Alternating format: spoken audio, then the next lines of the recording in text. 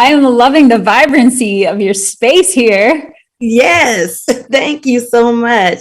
I adore it as well. All the pink is I wonderful. think pink is one of my favorite colors.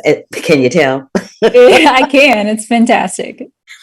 So I need to just tell you that I love this film for one reason only. My father is a vet. And so this struck me in my heart and my spirit in a way that it won't strike other people, right? And I just wanted to make sure I told you that because it just broke my heart. And I know that you read Aaron Gell's story about why did Brown-Easley die. How did that inform your directing of this film? Carla, we share something in common because when I read that story, my dad's a vet and he served in the Navy and he was exposed to Agent Orange. My dad And was too. yeah, the PACT Act that was passed recently should help, but it's been a long road. as uh, as you're aware, there's not 1 week that goes by where I don't talk about the VA with my parents and hear some conversation that's still ongoing. And that's just not something that should have to go on in your life for my dad's in his 70s. Mine is He's in in his 80s. he's in Vietnam. And there's a lot we can say there. You did a lot of extreme close-ups in this film, which I love because it tells the story through the lens without very little dialogue. And I was wondering what decisions you made to incorporate those ECUs and not show Brian's demise on camera. I was really fascinated by that and appreciated it so much. I just wanted to get your thoughts. Well, thank you for that observation. It's the first time I've heard that, and I am so happy you picked up on that.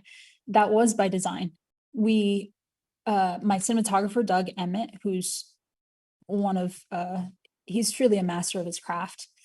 And we sat down and said, this story is about the humanity, the human soul, and the face is that window. So we need to stay there for the moments that are really important. But the biggest deciding factor for whether or not to show Brian's death is that his daughter's still alive and is young. And someday she's going to watch this. And his wife has already watched it. And I'm not going to do that. And beyond that, the world that we live in has seen so much trauma. We don't need to see that. Listen, I thought that was the most respectful thing I'd ever seen because I've seen movies similar to this in the past where they show, for my taste, a little too much going on. So I really, it communicated something to me about you as a filmmaker and a human being that you didn't do that. And I'm so happy I have the opportunity to articulate to you how much I, as a viewing member of the cinema, appreciated the choice that you made in that regard. I really appreciated that. I Thank also you. wanted to, yeah, I also wanted to talk to you a little bit about. We were talking about the VA earlier, and as we both know, being daughters of people who are vets, the VA doesn't necessarily. What there's so many films, Born on the 4th of July, and so on and so on, that don't respect and treat our men with the love and respect that they deserve after having given their life for our country. I just want to get your brief thought on why you think that is.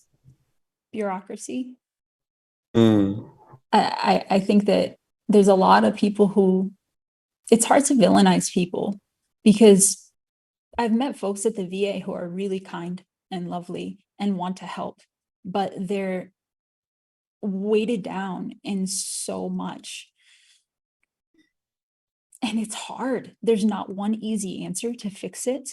There's not one, oh, I wish I could give this soundbite that would be amazing. And boom, like this is going to fix all of the policy decisions that have hurt people, all the delays. And there's just not one. But the thing that we came back to as writers, as storytellers, as actors, is that if you see your fellow man, if you look at them and try to really hear and listen and see them, that changes things. That changes the policy, that changes the action, that changes the phone call, that changes the day in and day out. And then hopefully in 20 years, we're not telling the same story again and again. I appreciate you so much for giving me your time today. I've been dying to speak to you, and I couldn't have asked for a better interview. Thank you so much. I'm looking forward to great things happening for this film throughout the season.